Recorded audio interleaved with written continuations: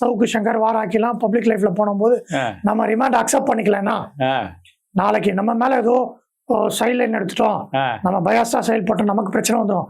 இதெல்லாம் நாளைக்கு மேல பண்ணிடுறாங்க சார். நாளைக்கு மேல போய் ஹைகோர்ட்ல போய் பாத்துக்கலாம், அவங்க சேலஞ்ச் பண்ணிட்டு போயிட்டு பண்ணிடுறாங்க. இவங்களோட கைவிட்டு போனா போதும் அப்படிங்கிறது. ஆமா, ஒரு இன்டர்னல் பிரஷர்ல, ஒரு பியர் பிரஷர்ல ஆட்டோமேட்டிக்கா நடந்துருது.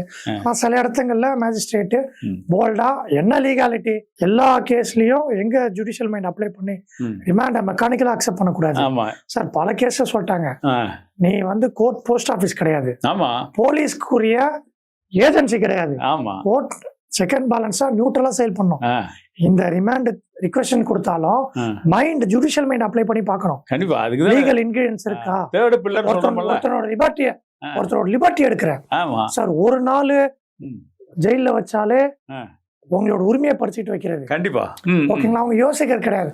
அவங்க வீட்டுல இருந்து ஒரு ஆளை, ஒரு ரிலேட்டிவ், ஒரு கித்தன் கிண்ண அனுப்புவாங்களா ஒரு நாள் ஜெயிலுக்கு, ஈஸியா மேல இருந்து பிரஷரு இவங்க சொல்லிட்டாங்க, நம்ம என்னன்னு கண்ணை மூட்டு அனுப்பிச்சிடுறாங்க.